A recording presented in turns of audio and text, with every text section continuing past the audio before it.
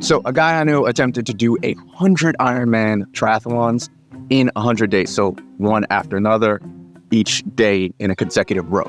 But I'll never forget a friend of mine's response who is a pretty high-level competitive professional rower. And he said, why doesn't he just do one really fast? I agreed with him, but is he right? Do you enjoy going as far as possible and challenging yourself at a nice, comfortable pace, at least in the beginning?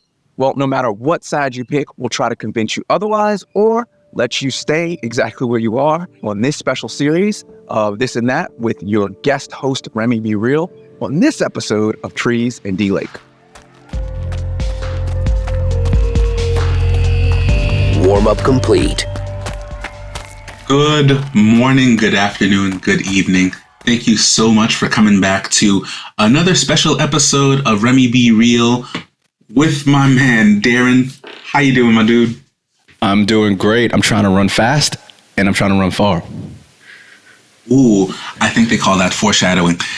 This is our special series, This or That, where we talk about some polarizing topics in the endurance sports community and try to get some feedback from the audience and see where we land, because you could get with this or you could get with that. You could get with this or you could get with that. This episode today is, would you rather run fast or run far? And again, I know that's like, but there are people that are literally optimized for either or. And if you tell them to do the opposite, they're just like, it's like changing religion. It's like changing Mac to PC, iPhone to Android. You know, like it's very much an identity shift. So Remy, where do you sit on this? Because I have an inkling and a gut feeling that I think I know where you'd be. Let's talk about it. Go fast or go far. You know, I'm going to let the scenery kind of do the talking for me here. And yeah, fast and far are all very subjective, right? So what is fast for one could mean something else for another. And what is far to you means something entirely different to anybody else. But generally speaking, I'll admit I'm spoiled and I want to savor all this in. So if you're asking me if I'd rather go at a breakneck speed, whatever that means to you, through this environment, or do I want to go further and see more of it? Easily, I'd rather go further. I want to take in a variety of scenery, and if I could get more of this by going further, sign me up. All right, point number one, genetics. And a bit of a hashtag humble brag. I was born with fast twitch muscles, therefore I need to use them. I'm actually gonna lose them in the next 2, maybe 4 or 5 years if I'm lucky. So I need to make sure that I'm maximizing my speed and getting the most out of these fast twitch muscles, and that I'm pretty good at running fast. So it might seem, again, like a humble brag, but it's actually me working with what I have. Which leads me to point number 2, which is I need to work with my strengths. Everyone has strengths, everyone has weaknesses, and you should, or at least I believe you should double down on those strengths, and I personally forget about the weaknesses. So because I'm fast, I need to do fast intervals, speed work, short rest. That's the best thing that I can do for as long as possible over the next few years. And if you have slow twitch muscles, you should probably do longer intervals with maybe longer rest. It all depends on what you're optimizing for and your objectives. We actually talk about that more in the next section. Take it away, Remy. All right. Thank you so much for that, Mr. Fast Twitch. All right. We see you. Okay. I get it. Look. Some people are born tall and they go to the NBA, you know? There was Muggsy Bogues, he was 5'3", you know, but like he's an anomaly. But if you're tall, there's a higher chance of you going to the NBA. So you might as well work with that, or playing volleyball, or, you know, something with that height. So. This is true. You got to work with what you got. And, you know, I've been called affectionately an endurance monster. Hashtag I'm slow. So, you know, you're the train. You're that train. It takes a while to get up to speed, and then it's like, doof, that thing ain't slowing down. We'll get you there, man. All reliable. We'll get you there. But that was some of us. Let's hear from the polls and some video feedback from the audience members. What's up, Darren? Coming to you from the Cherry Blossom 10 miler in Washington, D.C. It's absolutely gorgeous out here. Awesome day for a fast race. So as for your question, would I prefer to run fast or far?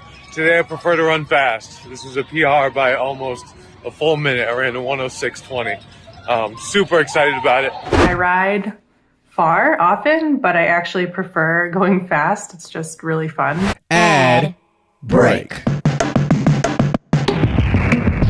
Right now is the part where I go, hey, if you're feeling this, make sure you like, subscribe, rate this, share it out with your friends about how amazing this is, right? All right, while you should go out and do that anyway, how about I actually give you something that will help you? Is the running, health, fitness, and endurance sport internet too much sometimes? Too much conflicting content on how to train right? Or you just don't have the time to read and watch the latest trends on how to, carb cycle for your next marathon. Don't worry, I'll take care of all that for you by showing you how to train, race, and live 1% better consistently. To do this, just sign up for my free D-Lake Runs newsletter. I figure out this whole 1% better thing so you don't have to by scouring the endurance sports internet's deepest and darkest corners. Go to dlakecreates.com/news, spelled the normal way, NEWS, to be inspired and motivated on the regular. And back to the show. Let's go to responses because it's really interesting to understand why people chose what they did. Sure. And John Kuhn, who is a comedian, and he's a very funny guy. He's a video maker first, comedian second. I want my inner belief that I'm better than everyone to manifest in physical reality. So I don't know what he chose. I'm going to assume he chose distance. Race far. But all right, here's a bit more practical one. We got Keith Buzz Lightyear, who's a very, very fast runner here in Sydney. And he said personal best often 99% is reference to time, which I'm going to refer to as speed, and not distance, which is far. So that's a really good point, that everyone's trying to get a personal best, and it is how fast you're going. People don't do, I did 100-kilometer run, I'm going to do 101 the next. Unfortunately, we don't have these open sourced runs where you can run as far as you want. Except ultras, actually extreme ultras, the Barclays. I was just thinking. The Barclays, where it's basically just who drop. No, what? Oh no, there's the backyard ultras that are happening where it's basically till you drop. It's the 4 mile. It's a war of attrition. Exactly. Yeah. So sorry, not the Barclays. It's not the Barclays, which technically it kind of is, but because it is basically last person standing. But yeah, it's the backyard ultras, which I think side note. Here's a fun side note. I have a cool theory, and I'm gonna do a really long-winded post-podcast video on this, and I really believe. So as much as I said, I'm fast, this, that, and the other, I really believe that we put too much power and we give too much props to pro runners, pro marathoners in particular. They have been born with a crazy amount of speed and endurance, and they can hold it, and they have crazy high lactate levels that they can hit and not slow down. Therefore, they can run 1:59 marathons, Eliud Kipchoge. And the women, you running 2:15s and, whatever the fastest woman's running, which is extremely fast. Sure. Most people are out there doing the 26.2 miles, 42.2 Ks in 4 to 5 hours. Are they trying less than the marathoners?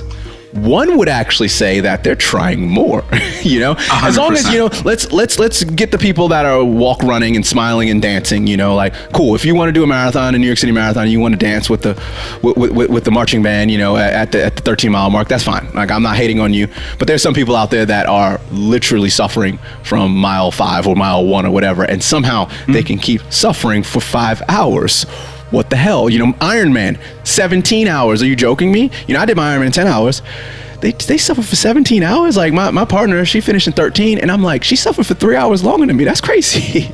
And that's some of the point, right? I've heard from a handful of other athletes. It's like, yeah, I ran faster because I wanted the suffering to be over. So to think that, sure, because you're running a marathon in 3 hours, yeah, that's rough. But then you also want to give it up to those who are still out there grinding, because as we talked about before, time on feet, that matters too. Yeah. We'll throw back to that episode up here. I have this. So this is my theory. Finally. Okay.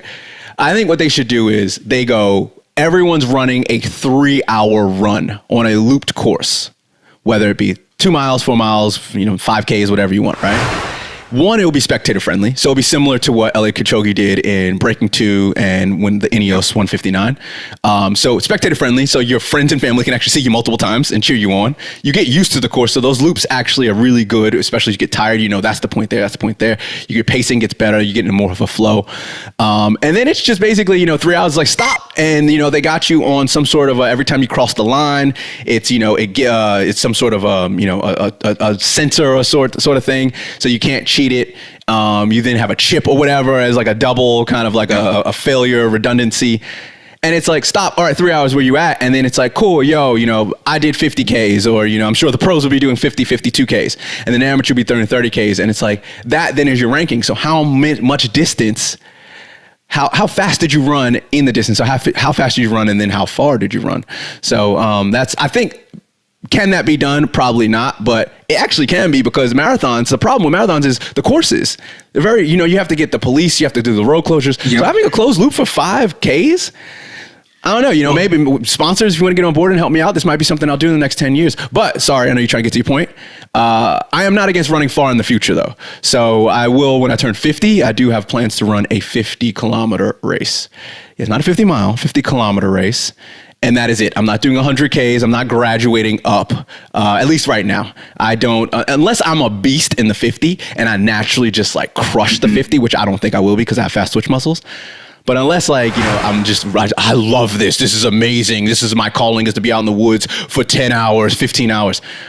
But I will run further. I'll start running more marathons in the next few years. But right now I'm just focused on the 5K. What were you going to say? Sorry about that.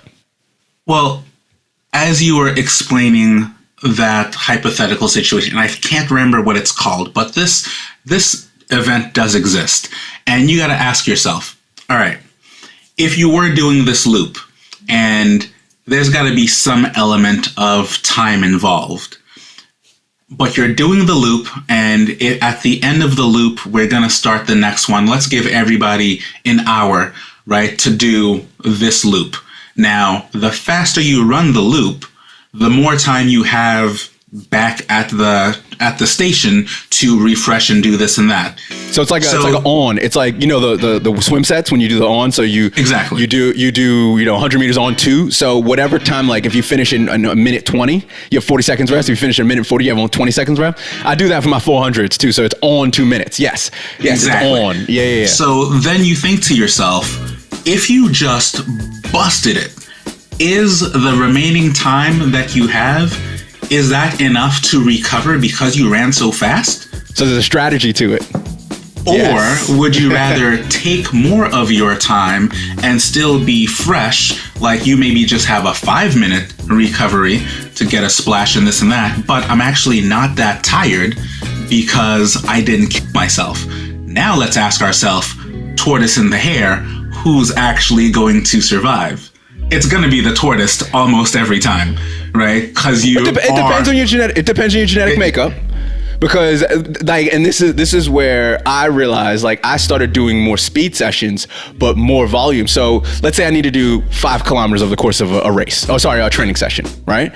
You can split that in different ways. So someone like you might want to do 3 1-mile intervals, right? Mm-hmm. With a little bit more rest. Okay. I'll then go, you know what? I'll do 8 600-meter intervals, or, you know, whatever the equal number is.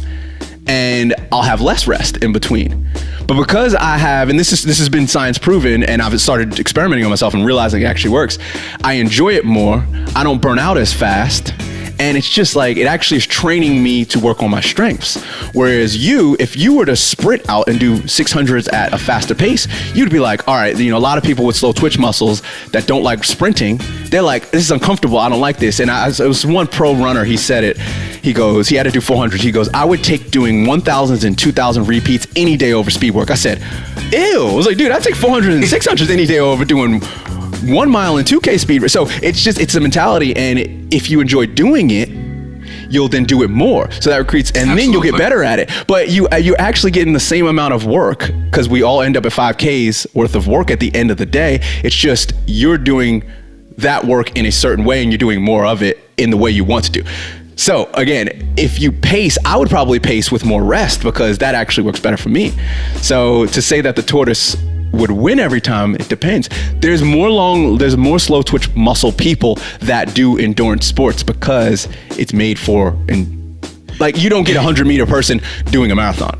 Like, it is. Usain Bolt ain't doing a marathon anytime soon, you know? Yeah, and depending on what your goals are, you know, you can definitely flip either way, right? There are no right or wrong answers, but in response to all the PBs are measured in time, which then means you need to go faster, right?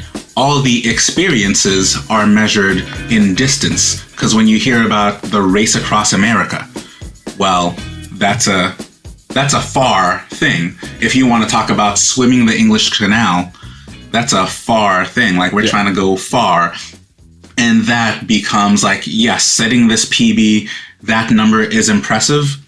But saying that, you know what, I went from Canada to Mexico, also super impressive. You know, it might have taken me a week, but my 2 legs got me across this incredible distance. But what do y'all think? There are no right or wrong answers. Let us know down in the comments. We will be hanging out.